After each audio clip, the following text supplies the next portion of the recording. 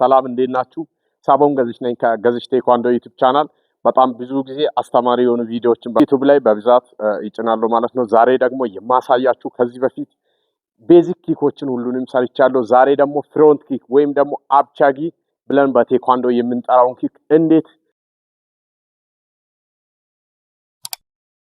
ቆንጆ በሆነ መንገድ እንሰራለን የሚለውን ነገር ዛሬ እንዳለ በትንታኔ የማሳያችሁ ይሆናል። ይህንን ቻናል ሰብስክራይብ ያላደረጋችሁ ሰብስክራይብ አድርጋችሁ ጀምሩ።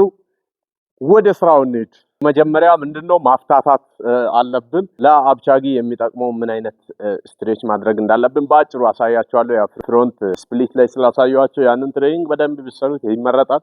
አሁን ግን በትንሹም ቢሆን አብቻጊ ከመስራታችን በፊት ምን መስራት አለብን የሚለውን ነገር በደንብ አድርገን እናያለን ማለት ነው። ካሜራማናችን ትንሽ ጠጋ ብሎ ያሳየናል።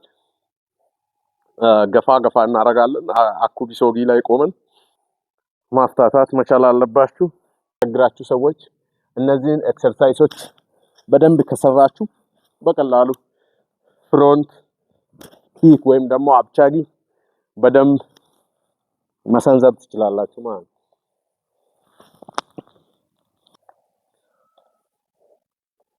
ያው ፍሮንት ስፕሊት ላይ በደንብ አሳይቻችኋል።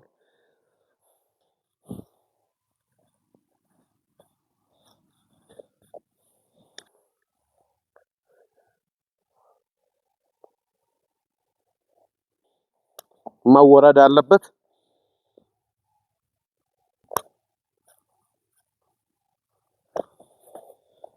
ከዛም በመቀጠል አሁን ፍሮንት ኪክ ወይም ደግሞ አብቻጊን እንዴት አድርገን እንደምንሰራ በቀጣይ ወደዛ ነው የሚወስዳችሁ። ኑ አብቻጊ ወይም ደግሞ ፍሮንት ኪክ ከመስራታችን በፊት አቋቋማችን ላይ በራሳችን የሆነ አቋቋም ላይ እንቆማለን። አንደኛ ይሄንን ቅድሚያ ማንሳት ነው። የአንደኛውና ዋነኛው ይሄን መጀመሪያ በትክክል ቅድሚያ ላይ ይሄ እንዲነሳ እናደርጋለን።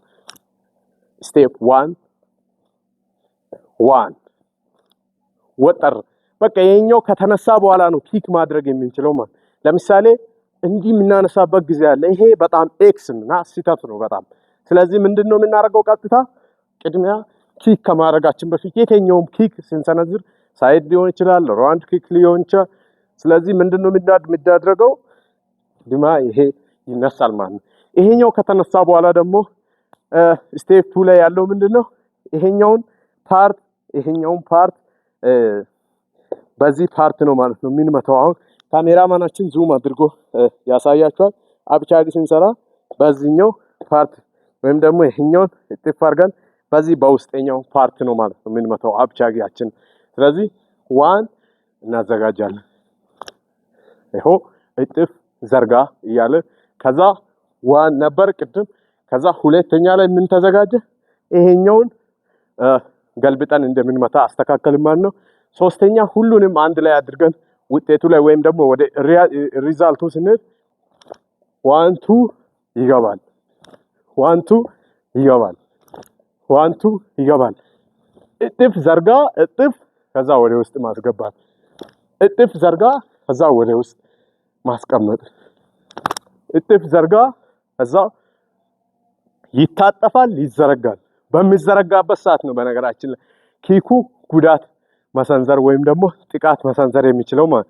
ስለዚህ እጥፍ አድርገን ዘርጋ ስናደርግ በጣም ሌተስት የሆነ ኪክ መሰንዘር እንችላለን። አብቻጊ በጣም ሌተስት የሆነ አብቻጊ አና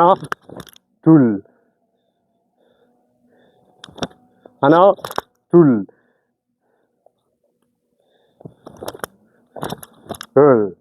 እዚህ በጣም ፍሮንት ኪክ ጉዳት የሚሰነዝር ፍሮንት ኪክ እንዴት መስራት እዚህ ጋር መሰንዘር እንችላለን ማለት ነው።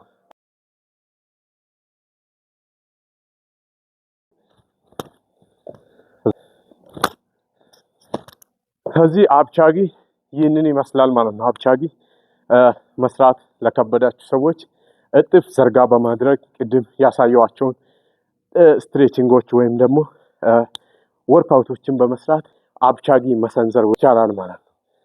እዚህ ለዛሬ የነበረኝ ትምህርት ይህን ይመስላል። በቀጣይ ደግሞ ዶሌቻጊ ወይም ደግሞ ራውንድ ኪክ እንዴት መስራት እንዳለብን በቀጣይ ይዤላችሁ እመጣለሁ ማለት ነው። እና ለፍሮንት ኪክ የሚያስፈልጉ እነዚህ አይነት ዘዴዎችን ስትጠቀሙ በቀላሉ ፍሮንት ኪክን በቀላሉ መስራት ትችላላችሁ።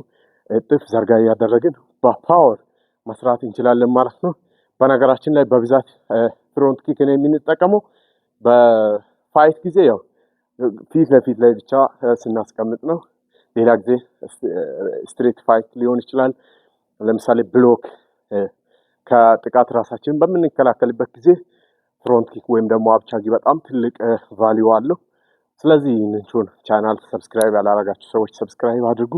በቀጣይ ደግሞ ራውንድ ኪክ ወይም ደግሞ ዶሌቻጊ እንዴት መስራት እንደሚችል ዮክቻጊ ጅጊ እያልን እንቀጥላለን። ስለነበረን ቆይታ እጅግ አድርጌ አመሰግናለሁ። መልካም ቆይታ